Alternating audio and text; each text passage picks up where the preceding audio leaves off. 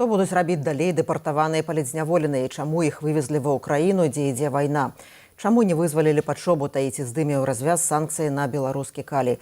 Добры дзень, тут Ганна Соваць. Гэта спецыяльны эфір, прысвечаны вызваленню палітзняволеных, у якіх мы раскажам пра самыя апошнія, самыя правераныя навіны і пракаментуем іх з палітычным аналітыкам Ігорам Тышкевічам, грамадскім дзеячом, сузаснавальнікам свабоднага тэатру Мікалаем Халезінам. Мікалай Халезін далучыцца да нашага эфіру праз 30 хвілінаў, а Ігор Тышкевіч ужо з намі на сувязі. Добры дзень. Вітаю.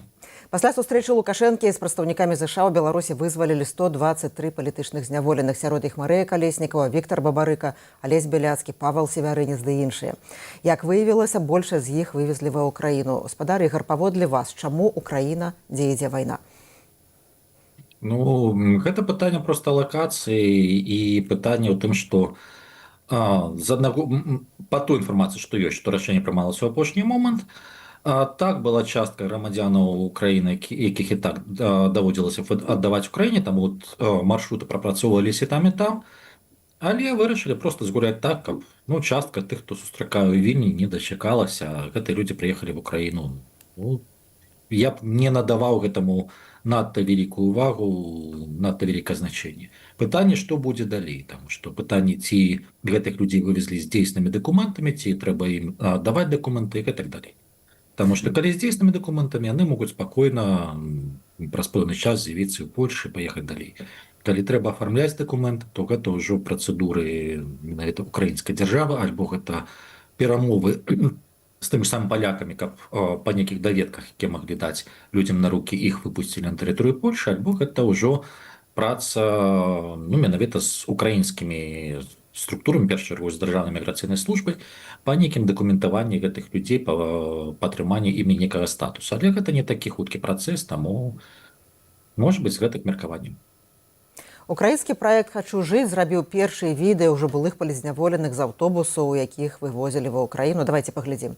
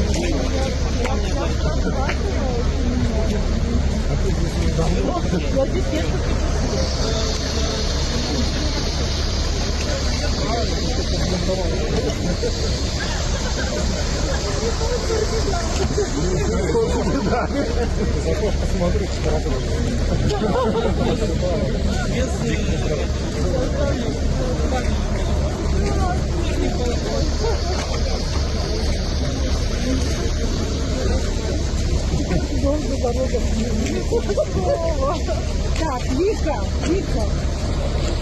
Я Бабарика Виктор Дмитриевич. Собственно, кто следил за ситуацией в Беларуси, то за что меня посадили? За желание сделать Беларусь жить. Собственно, за это и посадили. Как сказал мой сын, который, к сожалению, тоже еще пока находится в местах заключения, моя статья, моя фамилия.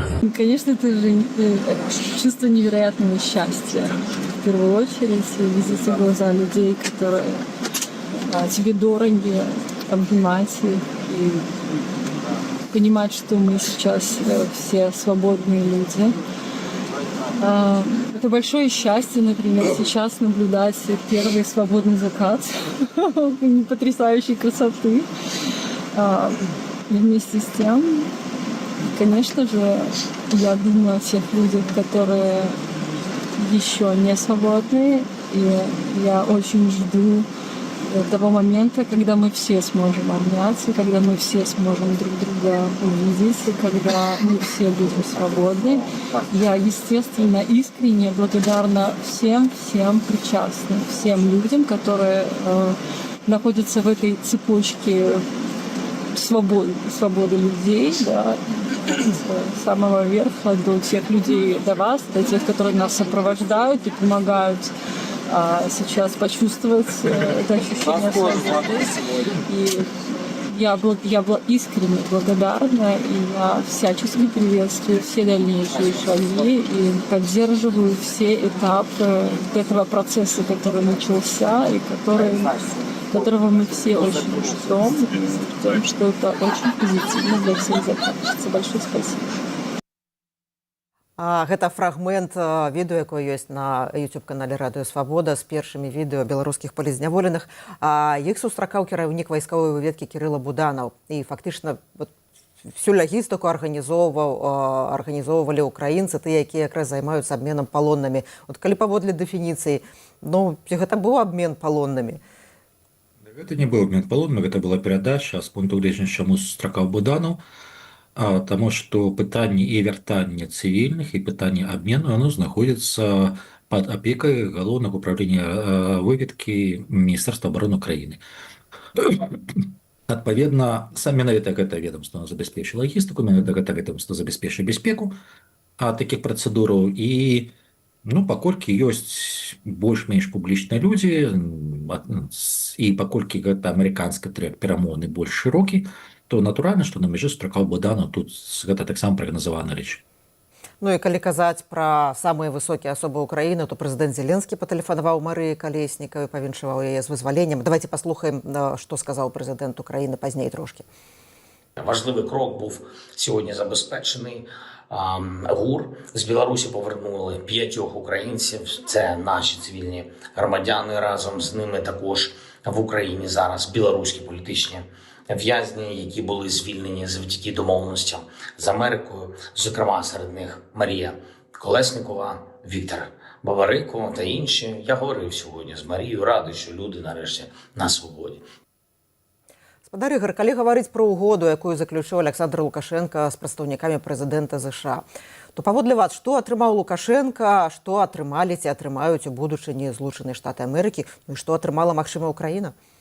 Гэта яшчэ пачатак працэсу, таму што давайте так, тое, што на паверхні, пэўная колькасць людзей вызвалена, з Беларускалі знятыя санкцыі. Але дакладней з беларускай калійнай галіны, таму што зараз гэта як Беларускалі, так і Надра Нежын, былы Слаўкалі. Гэта тое, што ідзе на паверхні. В рэальнасці гаворка ідзе ў тым ліку з аднаго боку пра пашырэнне поля манэўра для Лукашэнкі, а другі чыннік гэта недапушчэнне манапалізацыі рынка калійных угнаенняў Расійскай Федэрацыі, таму што Беларусь і Расія па аб'ёмах поставак на знешні рынок кантролююць па розных ацэнках ад 30 до 40% сусветнага рынку. Гэта досыць вялікая, скажем так, вялікія аб'ёмы. І з 22 года была парадаксальная сітуацыя, што беларуская калійка пад санкцыямі, расійская была фармальна не пад санкцыямі. Вся лагістыка завязана на Расію. Гэта цудоўныя умовы для таго, каб праводзіць, скажем так, палітыку па паглынанню беларускіх калійных актываў расійскімі кампаніямі.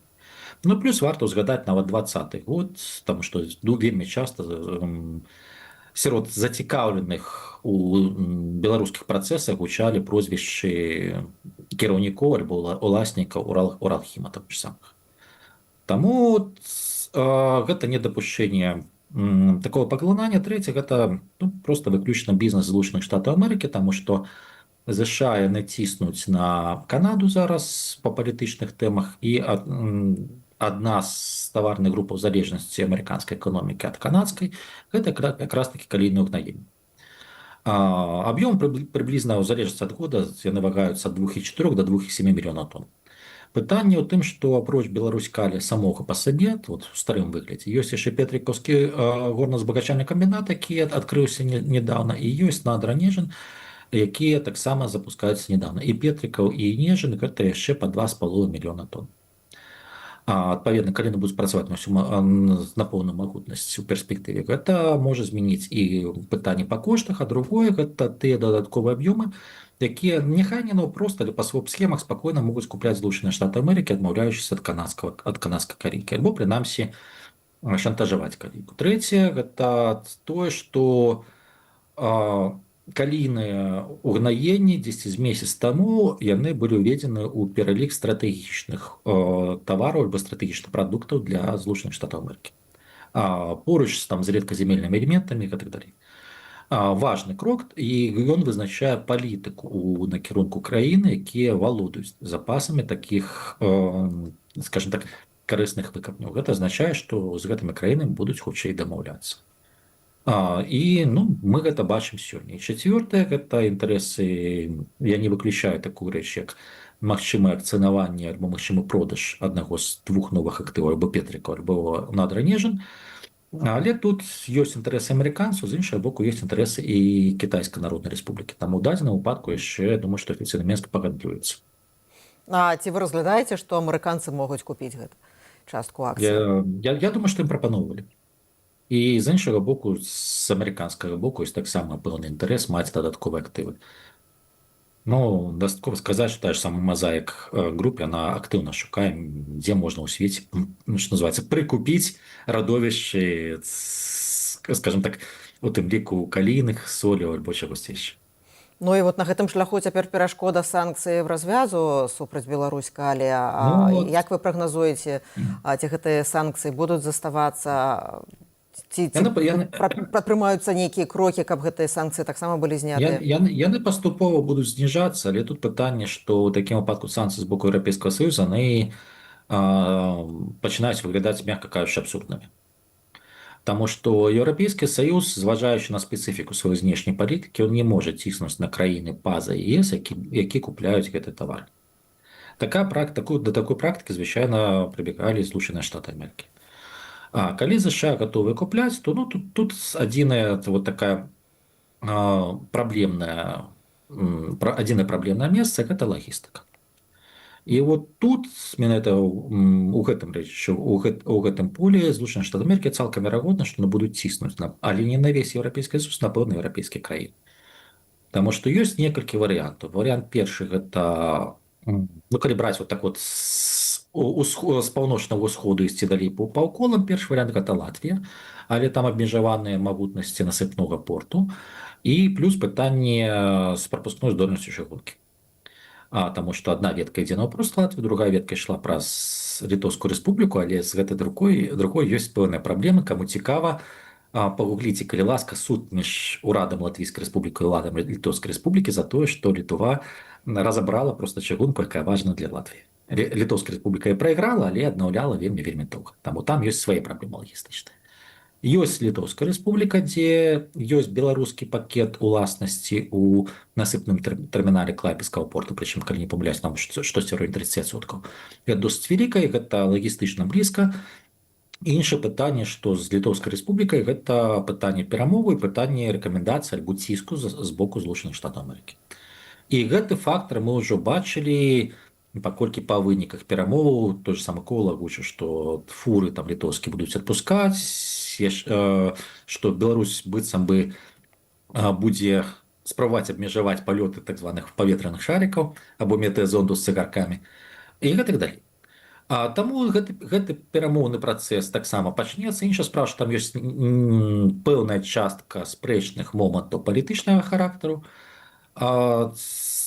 У тым ліку нават месца знаходжання офіса Святланы Ціхановскай, але я не выключаю, што офіс пераедзе у іншую краіну.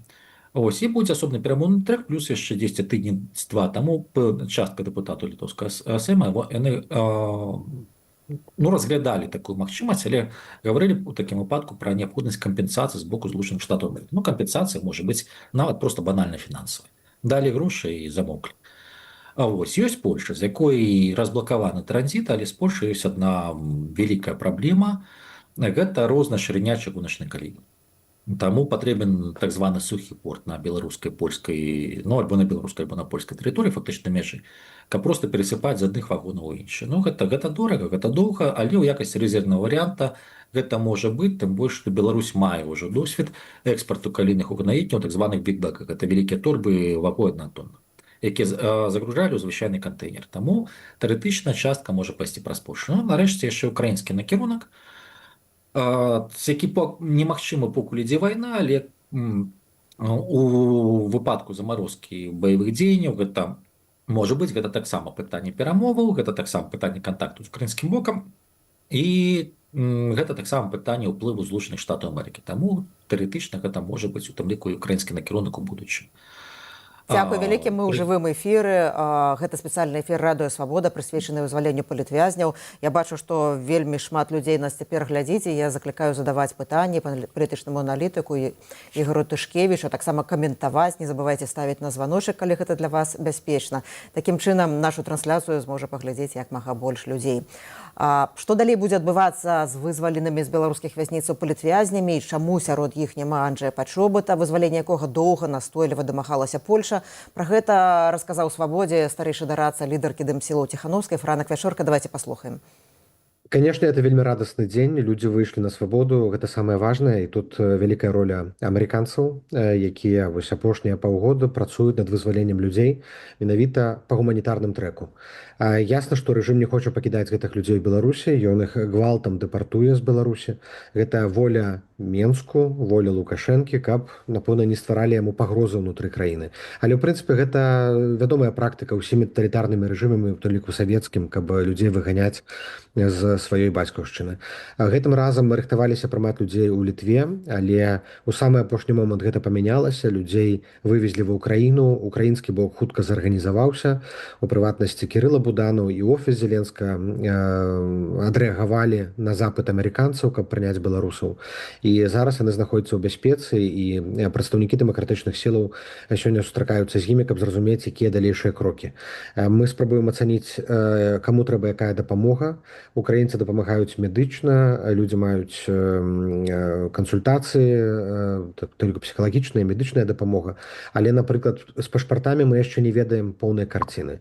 Бальшыня захоча выехаць хутчэй за ўсё ў Польшчу, Літву, і трэба падумаць, якім чынам арганізаваць легалізацыю. Адна рэч, калі іх вывозілі ў Літве і адразу афармлялі дакументы, зараз трэба арганізаваць нейкі калідор, каб можна было нават з Украіны вывезці. На жаль, у спісе вызваленых не аказалася Анджэя Пачобута, хаця польскі ўрад вельмі актыўна кожнадзённа біўся за ягонае вызваленне, але я думаю, што это прынцыповая, некая упартая, зласлівая пазіцыя Лукашэнкі не выпускаць Пачобута, адпомсціць Польшчы, трымаць Пачобута як закладніка, каб шантажаваць і Польшчу, і ўвесь еўрапейскі звяз. І менавіта ў гэтым прычына, чаму Пачобута не аказалася ў спісе, хаця мы ведаем, што і амерыканцы, і палякі на яго вызваленне настойвалі, а ён быў у кожным беларускім спісе. Ну і, безумоўна, трэба зараз памятаць пра вызваленне ўсіх астатніх. Безумоўна, мы радуемся, што выйшлі 100-120 чалавек, але 1000 за кратамі. Як учора сказаў Алесь, найлепшае, што мы зараз можам рабіць, гэта біцца за вызваленне ўсіх. О, так сказаў Франак Вячорка. Спадар Ігор, паводле вас, чаму не вызвалілі Пачобута? Ці недастаткова... Анджэй Пачобут гэта асобны перамоўны трэк, які існуе з Польскай рэспублікай.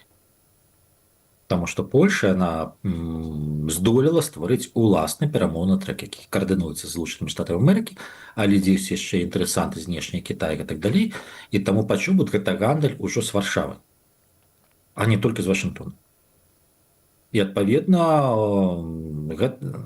я вельмі спадзяюся, у прынцыпе, ёсць падставы мець аптымізм, што ён будзе вызвалены на працягу гэтага года, але яшчэ раз у выніку польскага трэка. З чым я не згодны са спадаром Франакам Вячоркам, з тым, што гэта амерыканцы па гуманітарным трэку. Прашу прабачэння. Тут трэба ўжо глядзець праўдзе ў вочы. Гэта не гуманітарны трэк. Гуманітарны гэта проста вызваліць, скажем так, нейкі пэўны гандаль падробіць. Гэта палітычны трэк, таму што ён закранае інтарэсы Беларусі, устойлівасць Лукашэнка, інтарэсы суседняй дзяржавы. І хопіць, скажем так, лётаць у нейкіх мроях і летуценнях, таму што гэта палітычны трэк. І ў гэтых умовах трэба думаць, што таксама рабіць. І нават персаналій, каго вывезлі, гэта таксама палітычны трэк. І нават з пункту гледжання Украіны, калі яны будуць заставацца ў Украіне, таму што пакуль што гаварыць рана, але давайте паглядзім, што прывіталі Марыю Калеснікаву, але і паговорылі з Марыяй Калеснікавай, той же самы Зеленскі, але вельмі асцярожна наконт іншых фігурантаў. Вельмі асцярожна наконт Бабарыкі. Таму што вы слушна на пачатку эфіра сказалі, што вайна. Я хочу нагадаць, кім быў Віктор Бабарыка. Кіраўнік Белгазпромбанка. І гэты бэкграунд для Украіны вельмі таксічны. Украй таксічны. І таму, калі людзі вымушаны будуць заставацца на тэрыторыі Украіны, будуць пачынаць пэўную палітычную дзейнасць тут, хаця б з беларусамі, якія тут, то З аднаго боку, так, это будзе пэўны выклік, у тым ліку офісу Святланы Ціхановскай, тым структурам, які ёсць, а з другого боку гэта будзе, ну, пэўная, можна сказаць, што гульня яшчэ на ўкраінскім баку, але справакаваная, ну, фактычна атачэннем Лукашэнкі, таму што, яшчэ раз, частка з фігурантаў не з пункту гледжання цяперашніх поглядаў, з пункту гледжання папярэдняй сваёй гісторыі, таксічна для Ўкраіны. Гэта таксама трэба разумець. Вот только что коллеги мне подказали, мы отрымали отказы коллегов из настоящего времени нашего проекту российскомовного телебачення от президента Зеленского. Яны задали ему несколько пытанняў. Я пакуль яшчэ не маю відео-аўдыо, але могу зачитать отказ президента Зеленского настоящему времени. На ўзроўні выведкі размаўлялі краіны, далей кіраўнік ГУР Кірыл Буданаў звярнуўся да мяне і сказаў, што беларусы гатовы аддаць палітычных зняволеных, але не хочуць аддаваць простую ці іншую краіну еўразвязавак. Але калі падтрымаю, гатовы перадаць праз Украіну. Я сказаў, безумоўна, падтрымліваем, гатовыя прымаць, таму што пытанне палітычных зняволеных важнае. Грамадзяне Украіны, безумоўна, трэба забіраць і сваіх, і беларускіх палітычных зняволеных. Менавіта такім чынам мы прымаем рашэнне, так сказаў Владимир Зеленский. Вы згадали про персоналі, про тое, што рознае стаўленне можа быць да Марыі Калеснікавай, да Віктара Бабарыкі. Ну вот якраз калі казаць пра стаўленне беларусаў да Марыі Калеснікавай, то ў соцсетках распачаўся флэшмоб, жанчыны фарбуюць вусны чырвонай памадай. Гэта быў такі сімвал Марыі Калеснікавай. Такім чынам я дэманструюць салідарнасць са зняволенай Марыі Калеснікавай. Давайте паглядзім, калі мы зараз маем гэта відэо.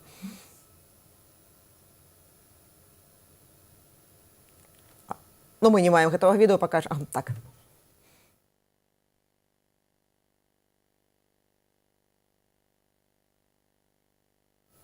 Так, мы трошки маем праблемы тэхнічныя, але калі казаць ужо не пра флэшмобы, не пра знакі салідарнасці, а пра тое, як можа змяніцца канфігурацыя лідарства беларускіх дэмакратычных сілаў пасля вызвалення Віктара Бабарыкі, Марыі Калеснікавай. Як вы мяркуеце, што можа змяніцца ці зменіцца?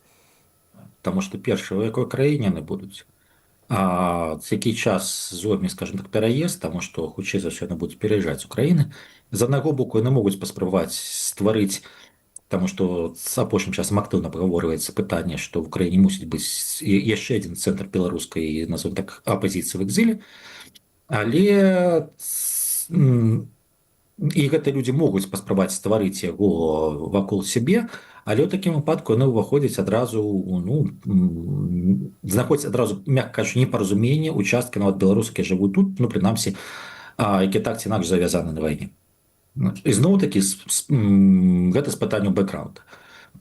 Таму цалкам можа быць, што пэўны, скажем так, структура імі будзе магчыма заснавана, ці будуць паспрабуюць заснаваць, але далей, верагодней за ўсё, гэта адна з краін Еўрапейскага Саюза. І трэба аддаць належнае Віктару Бабарыкі і ягонай камандзе, яны не рассыпались пасля арышту лідараў, так яны ёсць, ну, практычна ў кожнай структуры, але іх лаяльнасць якраз-такі не фармальным лідарам гэтых структур, а таму, каго яны лічаць сваім лідарам рэальным, гэта Віктар Бабарыка.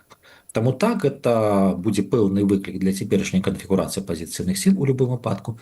Но гэта прыблізна тое ж самае, як актыўнасць Сергея Ціхановскага пасля вызвалення. Таму натуральна, што трэба парадавацца за тое, што палітычныя вязні выходзяць, але з іншага боку трэба таксама даваць сабе рады ў тым, што будзе пэўная пераканфігурацыя, скажем так, сілаў у асяродку апазіцыйных структураў в экзіле, і гэта можа спрычыніць, ну, пэўнае непаразуменне.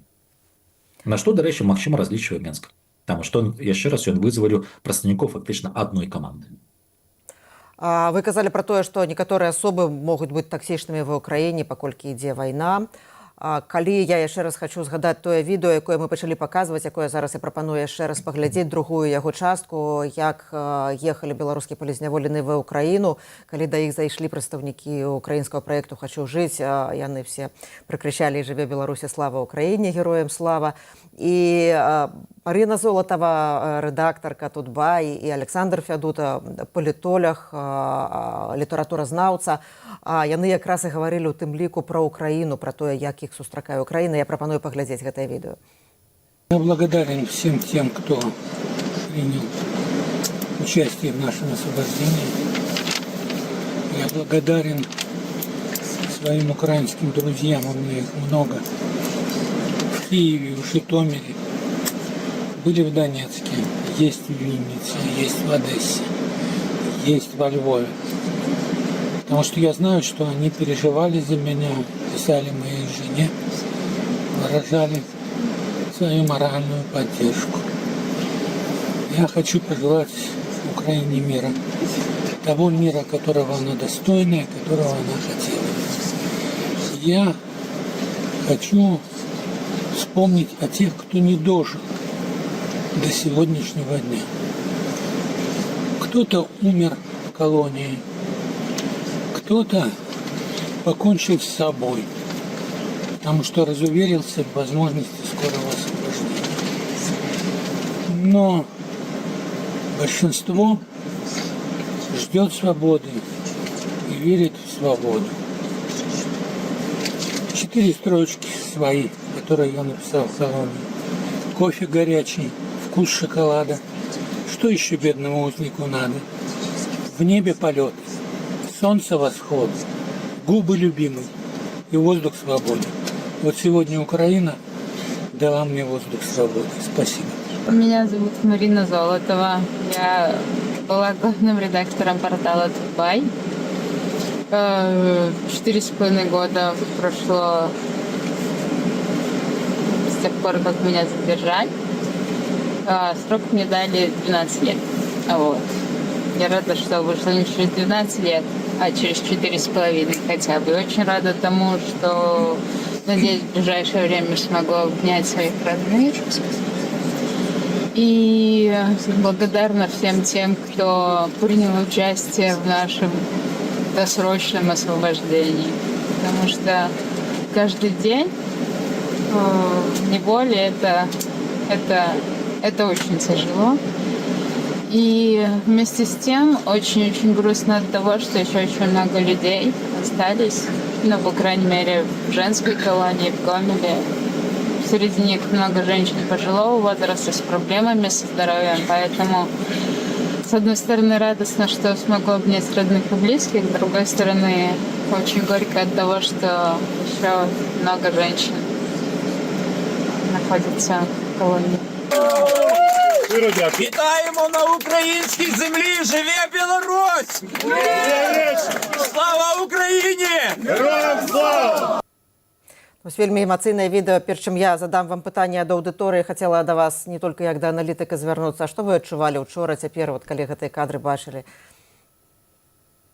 Ну, радость за то, что людей вызволили. Вот, и разумение, что, вот, скажем так, треба думать, чаму, як, тобто задаваць пытанні. Ну і вот вам якраз пытанне задаюць ад нашай аўдыторыі. Ці вырасце роля беларускіх дэмакратычных сілаў для Кіеву пасля ўчорашняй падзеі? А чему мусить вырасти? Вот те их субъектность тут. Еще раз, я только что сказал, что альбо гэта в Украине есть разумение, что потребна альбо одна, альбо некалькі палітычных структур на территории Украины, які были выразнікамі інтарэсу беларусаў, што апынуліся за межамі, які былі выразнікамі прагі беларусаў да змену сітуацыі ў Беларусі. Гэта украінскі інтарэс. Гэта разуменне ёсць. Ёсць у розных групаў, назовем так, украінскага палітыкума розныя разуменні, з кім можна у першую чаргу будаваць такую структуру, каму ў першую чаргу дапамагаць, хто можа стаць ядром. Яшчэ раз, у пераліку гэтых няма прозвішча Ціхановскай, Латушка ці кагосьці яшчэ. Як партнёрскія ёсць, як ядро каму дапамагаць няма, таму што цэнтр мае быць з беларусаў, якія ёсць на тэрыторыі Украіны. А ці можа быць гэта Віктор Бабарыка, Марыя Калеснікова, хтосьці яшчэ, я пра гэта толькі што казаў. Што Віктор Бабарыка наўрад ці яго гэта атрымаецца з прычыны папярэдняга бэкграунду, у тым ліку працоўнага. А Марыя Калеснікова легчэй, яна працуе з Вікторам Бабарыка. Таму з пункту гледжання, скажем так, партнёрств, так, натуральна, гэта будзе больш партнёрства з яшчэ адной групай, якая будзе зараз структура афармляцца вакол Віктора Бабарыка. Тобто не толькі Варшава стары варшаўскі цэнтры віленскі, але магчыма будзе яшчэ адна група, з якой будзе размаўляць, што не выключае, не адмяняе фармата дапамогі ў стварэнні асобнага палітычнага ядра, калі такое будзе стварацца беларусам тут у краіне. Гаспадар Ігар, дзякуй вялікі, што вы прыйшлі да нас у эфір, падзяліліся сваёй экспертызай, сваім меркаваннем. А нашым госцем у жывым эфіры «Свабоды» быў палітычны аналітык Ігар Тышкевіч. Я Ганна Соусь, мы ў жывым эфіры. Задавайце пытанні, падпісвайцеся на наш канал, каментуйце, калі гэта для вас бяспечна. І зараз да нас падключаецца кіраўнік беларускага свабоднага тэатру, грамадскі дзеяч Мікалай Халезін. Прывітанне. Добрый день, Аня. Ну, учора напісаў у Фейсбуку, што, напэўна, это найлепшы дзень гэтага году. Ну, от, калі не толькі пра эмоцыі гаварыць, калі Ізраіль абменьвае аднаго закладніка на сотні шальцоў Хамас, там лічыцца, што чалавечае жыццё даражэй за ўсё. Твая ацэнка таго, што атрымаў рэжым, што атрымалі Злучаныя Штаты, што атрымалі беларусы, салідарныя беларусы, якія чакалі палізняволеных? Ну, я хочу для начала всех поздравить, потому что это на самом деле день большой. Потому что когда ждешь чего-то, и особенно когда ждешь кого-то, и он наконец появляется, этот человек, ты, конечно, слезы сдержать очень сложно.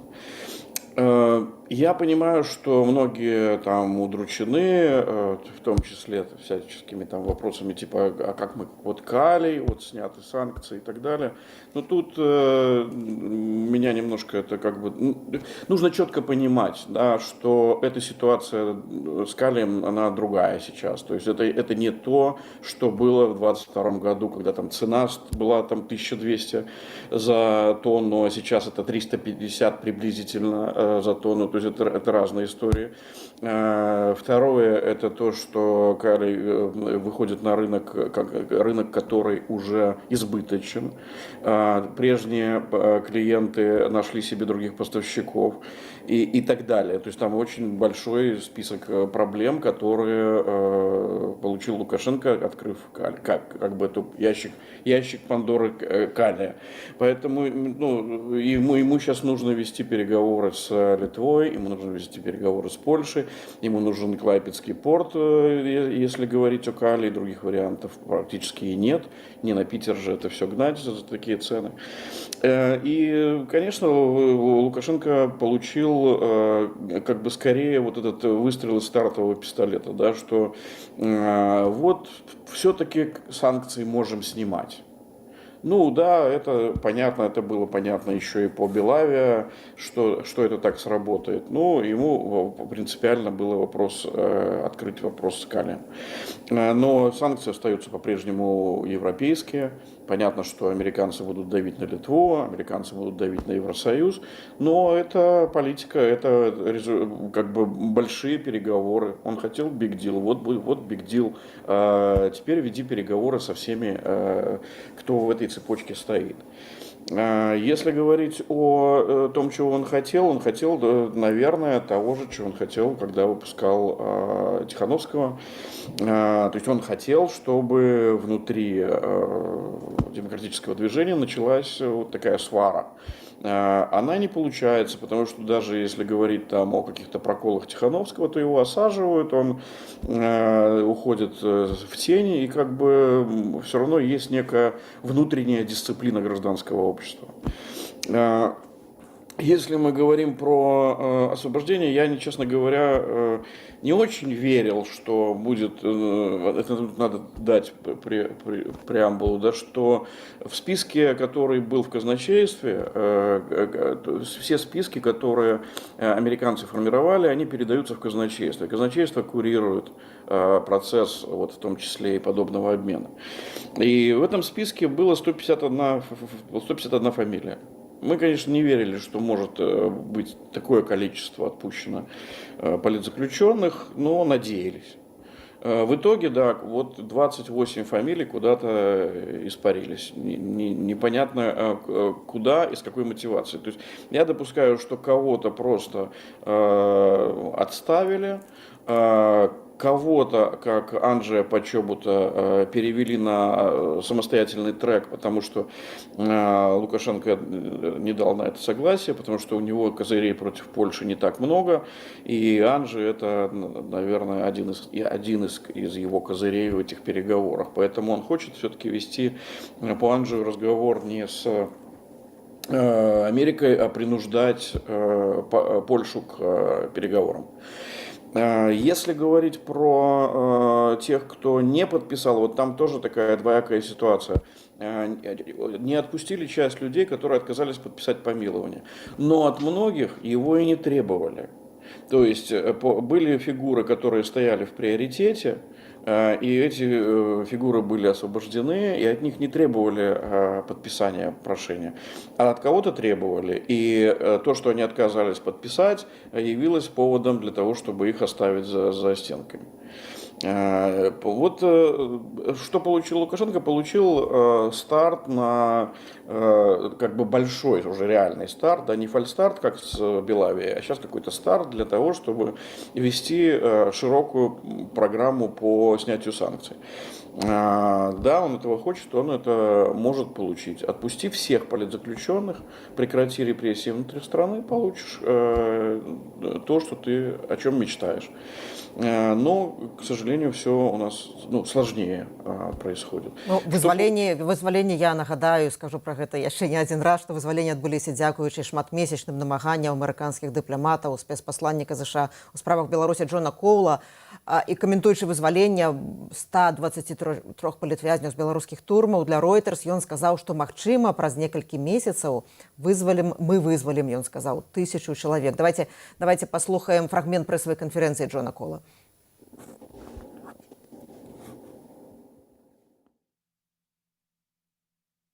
I think that President Lukashenko, who should get a tremendous amount of credit for this, Я думаю, што прэзідэнту Лукашэнку трэба аддаць належнае. Ён рухаецца наперад, ён хоча больш нармалізаваных адносінаў са Злучанымі Штатамі і Захадам. Таму мы рухаемся ў гэтым кірунку. І ідучы гэтым шляхам, я думаю, што ён адкрыты і да большай нармалізацыі адносінаў з іншымі краінамі.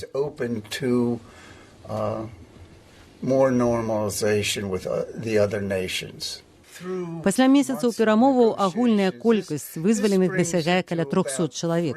І адным з важных момантаў была падтрымка, якую я атрымаў ад прэзідэнта Трампа і Рубіо.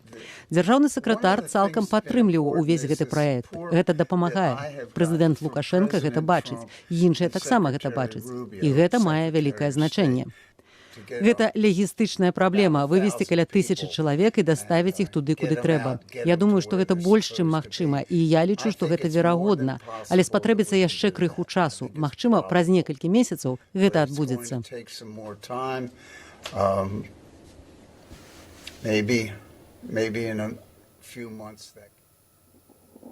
Мікалай, твоя ацэнка, твой прагноз. Праз некалькі месяцаў 1000 палізняволеных выйдуць і спыняцца рэпрэсіі, што яшчэ самае галоўнае.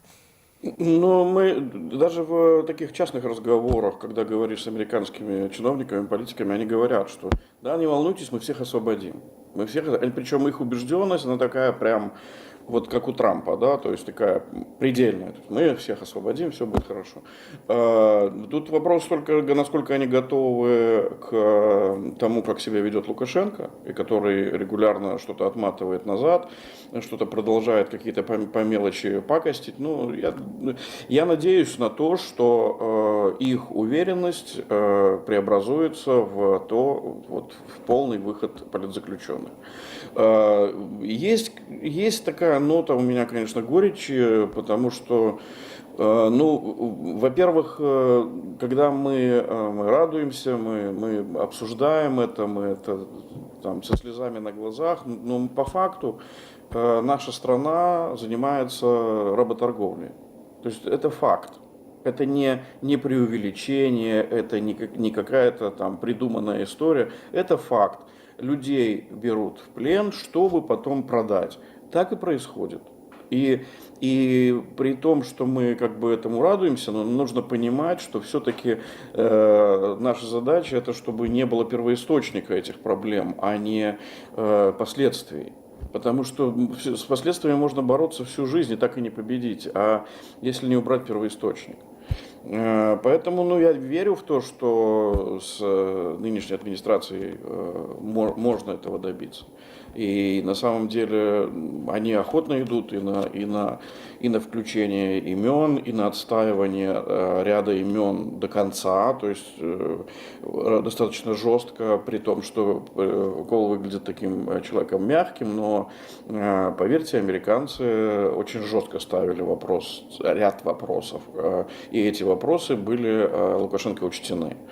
Но как будет дальше, посмотрим, потому что таких знаковых фигур осталось немного в заключении, таких, которые у всех на слуху, все знают. Но и насколько это будет продолжена работа в том же интенсивном ключе, как это было вот с этой партией освобожденных. Я надеюсь, что это не уляжется потихоньку, да, а что будет продолжаться. И тут, наверное, стоит сказать родным и близким тех, кто еще остался в тюрьме, сказать, что не отчаивайтесь, работа ведется, она ведется каждый день, она ведется таким количеством людей и групп, что представить это на самом деле сложно. Это не выглядит как, кто-то человек в Госдепартаменте решил, дал список и людей освободили. Нет, очень много людей по очень разным направлениям пытаются это пробить. И в итоге это работает. И мне кажется, что вот это единение белорусов, это сейчас самое, то, чем можно гордиться, и то, что нужно конвертировать в общее состояние. Да? Как вчера я просто как на магию смотрел на эти цифры сбора для политзаключенных, которые открыл Байсол, и когда эта цифра просто на глазах летела вверх, это было потрясающе, потому что понятно, что это тысячи людей, которые сидят дома, и которых сами финансово живут не очень хорошо. И они сидят и донатят, потому что они понимают, что этим людям, которые выйдут, нужно как можно больше средств для того, чтобы адаптироваться, чтобы привыкнуть к этой новой жизни. То есть это очень непростая задача. И то, что говорит Кол про логистику, да, верно, это действительно очень сложно. Я плохо представляю, как это работает с 1000 человек, но наблюдал, как это сейчас волонтеры выстраивали два больших пула помощи в Варшаве и Вильнюсе. Это потрясающе. Я спадзяюся, што вся гэтая дапамога дайдзе да палітзняволеных, і за гадзіну да нашага эфіру яшчэ звыш за 220 тысяч еўра сабралі на падтрымку палітзняволеных. І зараз я прапаную паслухаць старэйшага дарадцу Святланы Ціхановскай-Франакавішорку. За некалькі гадзінаў да эфіру ён адказаў на маё пытанне пра тое, ці магчыма, каб услед за амерыканцамі еўрапейцы знялі санкцыі з беларускага калія. Давайте паслухаем. Я не думаю, што зараз еўрапейскі звяз будзе здымаць санкцыі. Наадварот, разглядаюць павелічэнне ўзмацнення санкцыяў на фоне гібридных атак, паветраных шароў, захопленых грузавікоў, дронаў, мілітарнай прадукцыі для расійскай ваеннай машыны. Ніхто зараз здымаць санкцыі не будзе. Амерыканскія санкцыі без еўрапейскіх, яно не асабліва шмат, што Лукашэнку дае. Таму, у прынцыпе, гэта, калі гэта разглядаць як абмен крок на крок, то ў цэлым гэта справядліва. Мы заўжды кажам так, што амерыканскія санкцыі яны за захаванне жыццяў, за вызваленне людзей, а еўрапейскія санкцыі, якія ўведзеныя збольшага за вайну, яны за вызваленне краіны. І таму мы лічым, што пакуль тэрор не спыніўся, пакуль вайна працягваецца, пакуль Беларусь у закладніках Пуціна Лукашэнкі, ціск на рэжым мусіць працягвацца, у тым ліку пра санкцыі. Ці ты згодная з Франаком Вішорком? Абсолютно, на 100%. Европа рассматривает сейчас вообще новый пакет конкретно по Беларуси, уже не увязывая даже с Россией, а отдельный пакет. И я понимаю, что никто не будет сейчас вдруг по прихоти чьей-то снимать санкции. Так это не работает. Более того, если это нужен целый перечень мер, что должен сделать Лукашенко, чтобы были сняты санкции не только с Кали, а и в том числе из ряда физических лиц, которые тоже сильно за это переживают, и из предприятий, из финансового сектора. То есть это целый процесс, и если он хочет, чтобы у него экономика как-то начала работать, придется переговоры вести и с Европой, точно так же, как с Америкой, но пока он к этому не очень готов. Поэтому пусть пока занимается американским треком, польским, литовским. Сейчас у него с Литвой открывается абсолютно коридор для того, чтобы начать переговоры, в том числе и по Клайпеде. И тут мало будет ему ареста фур. Потому что с фурами литовцы могут решить вопрос. Они могут просто поставить на продажу собственность белорусскую в Литве, заодно и российскую, и компенсировать своим компаниям эти фуры. Ну, такое может быть. Это в случае, если Литва просто упрется и не захочет вести переговоры в том ключе, в котором хочет Лукашенко. Это действительно так. Это очень большая его проблема. Европа стала более жесткой позицией, чем США. Эта ситуация перевернулась. И перевернул ее Дональд Трамп. Это потому что в прошлом все было ровненько наоборот.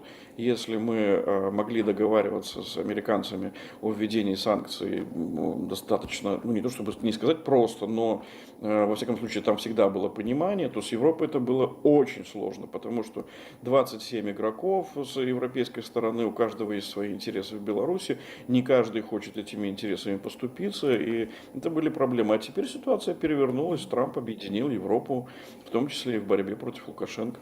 Миколай, я попрошу тебе заставацца на сувязі. Зараз до нас долучаецца яшчэ праваабаронца вясны Павел Сапелка. Мы працягнем размову, але найперш я хочу яму пытанне задаць. Добрый день, спадар. Добрый день, ці мы на сувязі? Так, добрый день. Добрый день, я яшчэ не вижу вашага. Цудоўна. Маё першае пытанне якраз звязана з тым, што гаварыў зусім недавно Мікалай Халезін у эфіры пра той папярэдні спіс, у якім было больш за 150 чалавек, цяпер 123, і, наколькі я разумею, ўжо з'явіўся поўны спіс вызваленых людзей. Раскажыце, калі ласка, пра адметнасці гэтага спісу, вядомыя праваабаронцам. Ну, па-першае, хочу сказаць, што я не бачу спісаў 150 чалавек, і гэта, на жаль, таму што праваабаронцы, як ніхто іншы, павінны мець поўную і дакладную інфармацыю з першых крокаў, з першых рук, з першых вуснаў, тому што мы стаім паміж грамадствам, паміж тымі, хто ведае нас як надзейную крыніцу інфармацыі і вось гэтымі працэсамі. Таму, паўтаруся, на жаль, мы з вялікім спазненнем атрымліваем інфармацыю пра працэсы вызвалення. Калі казаць пра той спіс, які мы маем, які быў выкладзены украінскім бокам, то я магу сказаць, што там амаль усе гэта палітзняволеныя, якія знаходзіліся ў турме, у калоніях па палітычных матывах. Ці вы на сувязі цяпер з дэпартаванымі палітвязнямі? Якія асноўныя выклікі цяпер стаяць? Ну, легалізацыя, дапамога ім, што рабіць сем'ям вызваленых, якія ў Беларусі захочуць быць разам з імі? Якая цяпер сітуацыя?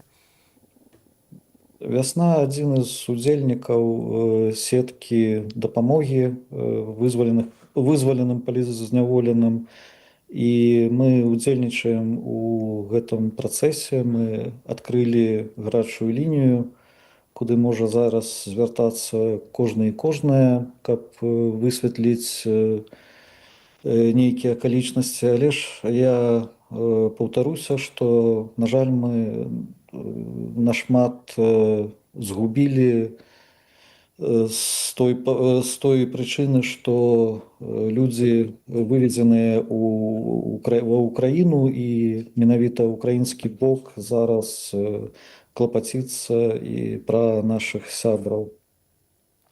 Я бачыла вельмі шмат фота учора ў сацыяльных сетках, калі праваабаронцы вясны выставлялі свае фота з Валесем Беляцкім. Учора адбылася сустрэча, але маё пытанне пра тых праваабаронцаў вясны, якія застаюцца за кратамі.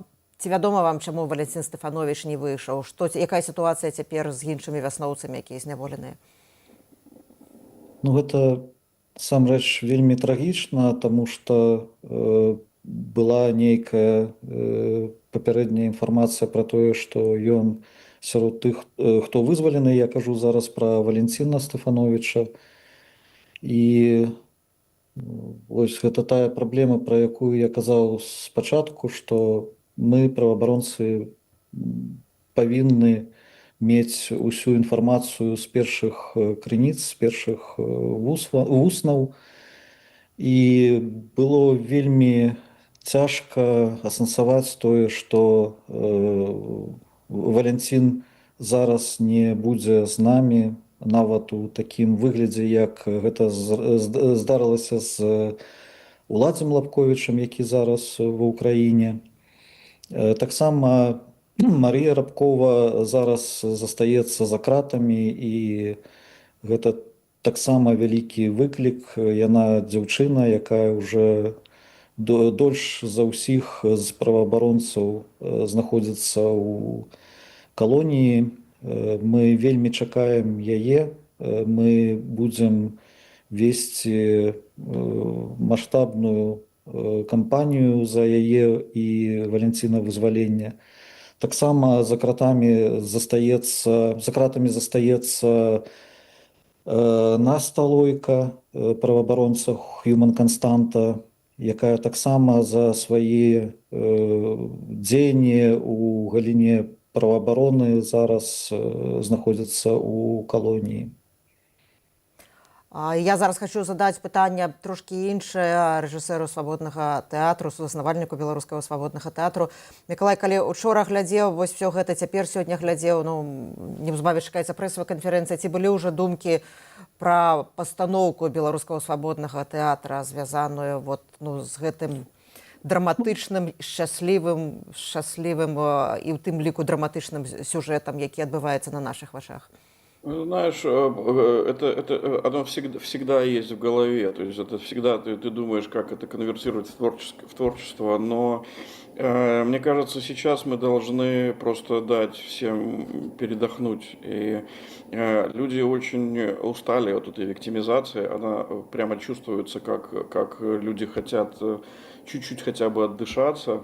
Это не значит, что нужно прекратить борьбу за освобождение политзаключенных, но нужно все-таки поискать какие-то положительные опыты, положительные истории. И, конечно, нам не добавляет, что остаются заложники. Из каждой сферы остаются, обратите внимание, он же оставляет за решеткой людей из каждой сферы, каких-то ярких людей, чтобы было чем торговаться, да. Там, говорил Алекс Стефанович, или там Наста Лойка, или Марфа Рабкова. И точно так же оставлен Эдик Бабарика, точно так же оставлен Эдик Пальчес.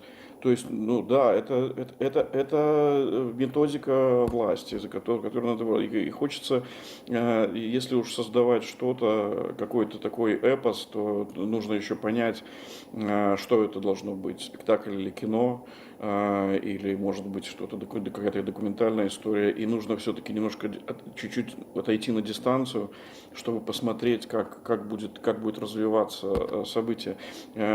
Потому что события будут развиваться по-другому. Выход каждого политзаключенного, особенно политзаключенного такого знакового, который был ярким в поле гражданского общества, он меняет ситуацию. И когда вышел только один Тихановский, это изменило конфигурацию демдвижения. А сейчас, когда такое количество людей... До речі, так, зміни конфігурації демократичного руху, удзельнік кампаніі, выбарчай кампаніі 2020 года Валер Цыпкала напісаў, што ён раскажа, як менавіта адбываўся працэс вызвалення палізняволеным. Твоя ацэнка, чаму з'явілася эта заява? Я думаю, он расскажет, и откуда на Беларусь готовилось нападение. То есть это понятно. Еще, наверное, у него есть 4 направления, карты. Это понятная история с Валерием Цыпкало, но никаких подробностей никто не будет рассказывать. И я очень хорошо понимаю правозащитников наших, которые недополучают информации. Но вся информация, которая есть, она удерживается по требованию переговорной стороны. То есть не нужно думать, что кто-то из нас что-то скрывает или что-то где-то прячет.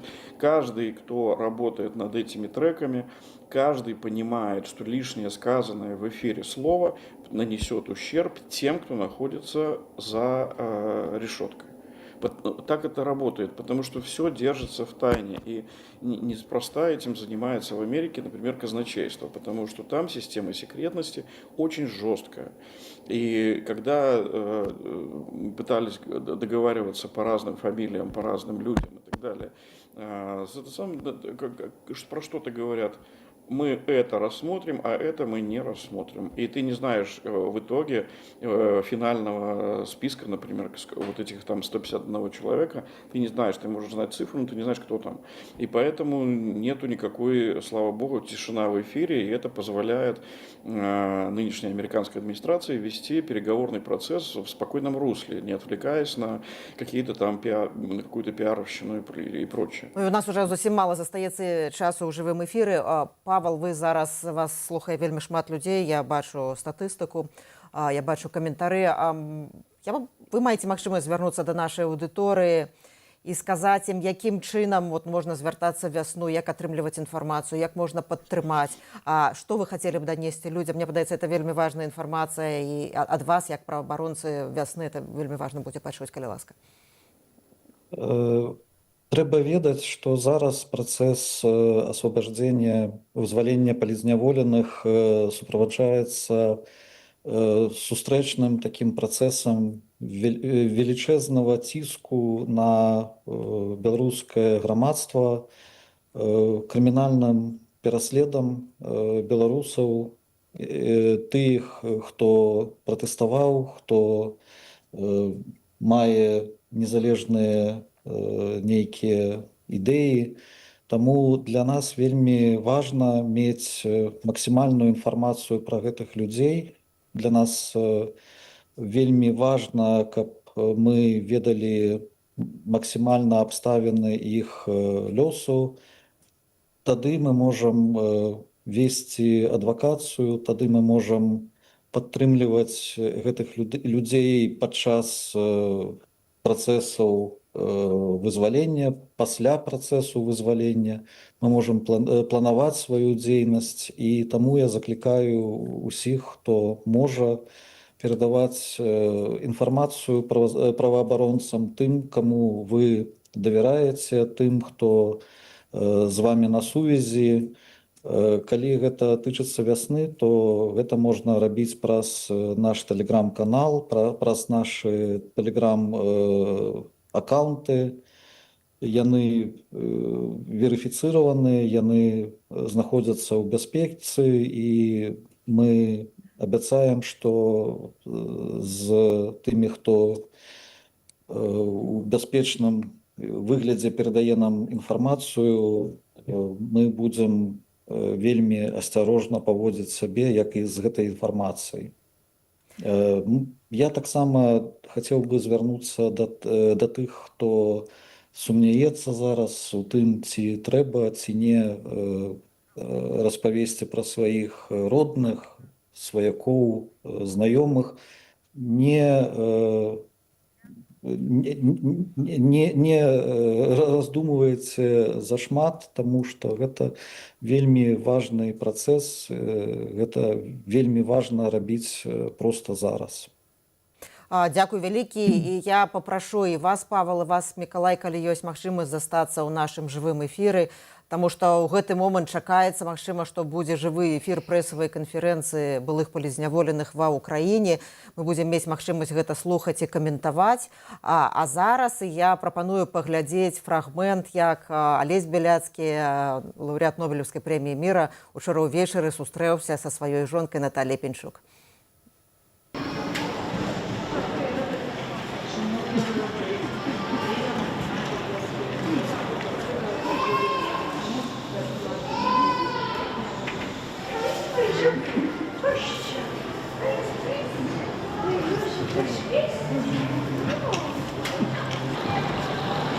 Нас суправаджалі амерыканскія дыпламаты. Вось, і яны як бы мелі нумар тэлефона маёй жонкі, і такім чынам з гэтага тэлефона я змог пазваніць. Мне позвонили вот с этой делегацией американской, которые ездили в Минск и вывозили полезневоленных. Мне позвонили и сказали. Ти ж чекала? Усе чекали. Просто уже здавалося, что повинно отбыться это все. Які ваші плани життєві далі? Покуль ніякі. Я привикла жити одним днем покуль що. Так що, мабуть, покуль ця звичка довго не буде проходити. Буде день, буде життя, побачимо. Вельмі сувязь кепска была, часам месяцамі у нас не было ніякага контакту, тому што от за гэты год, за 25-й, я атрымаў толькі адзін ліст ад жонкі, а маіх я навогуле ніводнага не атрымала, ніводнага ліста за весь час. Таму кантактавалі, у справе у мяне быў брат родны, вось, і праз брата атрымлівалася, ну, нейкім чынам хаця б запытацца, як там Наталя, як справы, як здароўе, там, ну, нейкія такія агульныя рэчы. У маім выпадку трэба ўлічыць, што ўсё ж такі ў турмы сцены шкляныя. Вось, і заўсёды знаходзіліся людзі, не часта, но раз там у некалькі месяцаў, раз у 3-4 месяцы, якім я давяраў, там, даваў нумар тэлефона, якія звязваліся з маёй жонкаю і прынамсі размаўлялі, распавядалі, як там у мяне сітуацыя, як справы. Такія людзі былі. Вось. Зараз гэтым лягчэй, параўнанні з мінулым тэрмінам, калі я сидзеў, таму што багата палітзняволеных і можна, ну, даволі лёгка было знаходзіць людзей, якія гатовыя былі дапамагаць, якія самі былі палітычныя зняволеныя. Да, усе чакалі, даўно чакалі, я і сам чакаў даўно, але тут трэба было набірацца цярпення і чакаць, і, на жаль, некаторыя нашы сябры, Валентин Стефанович, яны працягваюць яшчэ чакаць, знаходзяцца яшчэ ў зняволенні, але я думаю, што сённяшняе вызваленне, это больш за 100 асобаў з палітычных зняволеных выйшла з турмы, вось яны на волі, яно дае добрыя спадзяванні, добрыя такія, як бы, спадзяванні на тое, што і іншыя палізняволеныя, беларускія палізняволеныя апынуцца на волі.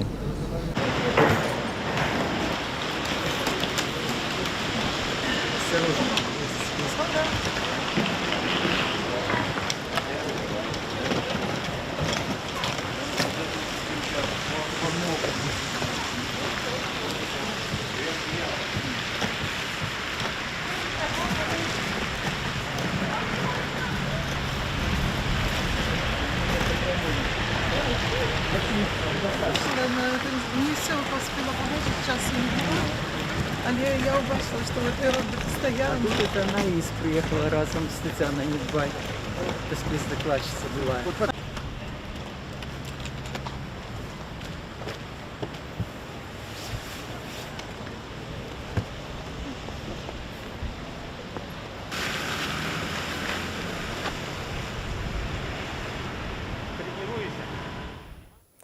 Ось вельмі кранальнае відэо, якое знялі журналісты «Свабоды» учора ўвечары пасля вельмі доўгага працяглага працоўнага дня. Павел, вы сустракаліся з Алесем Беляцкім. Можете расказаць, як ён сябе адчувае, ўвогуле ягоныя планы? Якое ваше такое чалавечае ўражанне ад яго?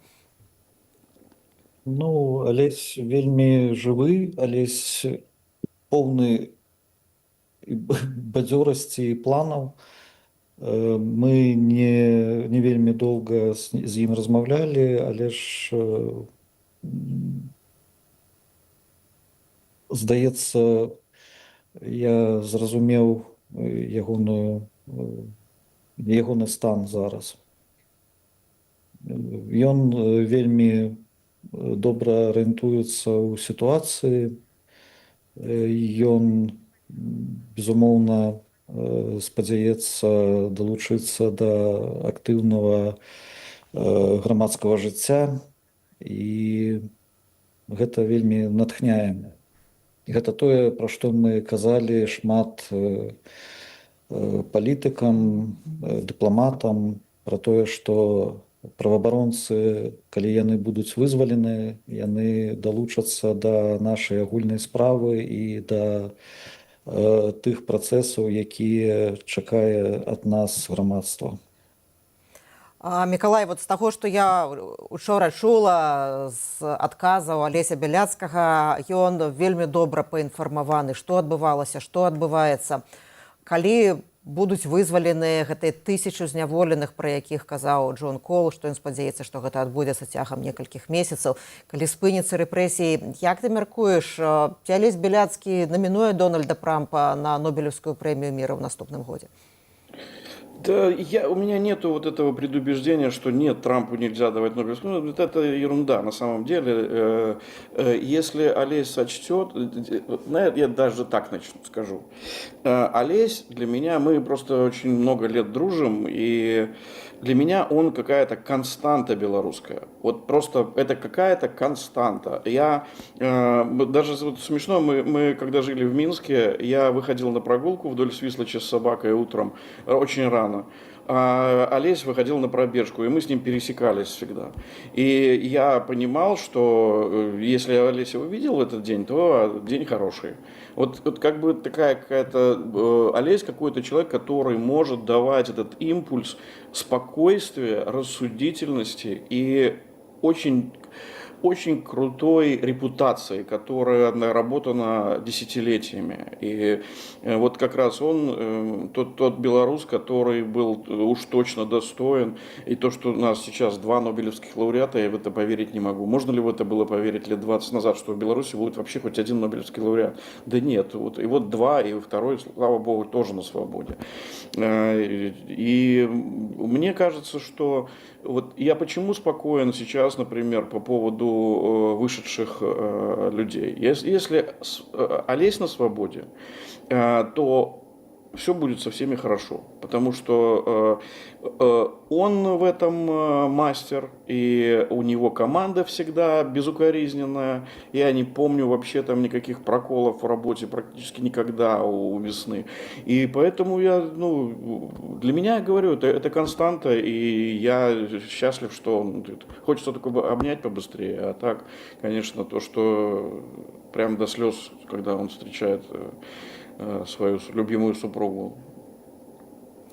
Павел, я глядзела сёння загалоўкі сусветных СМІ, і практычна все яны пачынаюцца нобелевскі лаўрэат, беларускі нобелевскі лаўрэат вызвалены з-за крату, дзякуючы намаганням адміністрацыі ЗША, дзякуючы зняццю санкцый. Як вы мяркуеце вот тое, што цяпер пра Беларусь пачуюць больш, цяпер дзякуючы вызваленню Алеся Бяляцкага, ці гэта паспрыяе далейшаму працэсу вызвалення палізняволеных, далейшаму працэсу дээскалацыі гэтага гуманітарнага крызісу, гэтай драматычнай сітуацыі ў Беларусі? Ну, я на гэта вельмі моцна спадзяюся, таму што я бачу у Алеся такое натхненне на гэты шлях, такія планы пра працу ў гэтым напрамку, але ж вельмі шмат будзе залежаць і ад пазіцыі нынешняй беларускай улады. Мы павінны не забываць пра тое, што Беларусю зараз кіруе той чалавек, які здзейсніў шмат злачынстваў супраць чалавецтва. Таму як гэта будзе спалучацца, это вялікае пытанне. Я веру ў тое, што калісьці сітуацыя будзе ісці да зніжэння градусу гэтага грамадскага супрацьстаяння, але гэта залежыць не толькі ад тых, у каго добрая воля, гэта залежыць таксама ад другого боку. Ну і поступила інфармацыя, што жывога эфіру не будзе, але бліжэйшым часам на нашым сайце, на нашым YouTube-канале, асноўным YouTube-канале Радыё Свабода з'явяцца відэо прэсавай канферэнцыі былых палітзняволеных. Калі ласка, заставайцеся са свабодай. І на гэтым я дзякую Павлу Сапелку, прадстаўніку праваабаронцаў праваабарончага цэнтру «Вясна», і Мікалаю Халезіну, грамадскаму дзеячу, сузаснавальніку беларускага свабоднага тэатра, за тое, што яны прыйшлі сёння ў наш эфір і падзяліліся сваёй экспертызай, сваім меркаваннем. Дзякуй вялікі. Дякую вам таксама. На гэта мы завяршаем наш спецыяльны эфір. Заставайцеся са свабодай і ў бяспецы.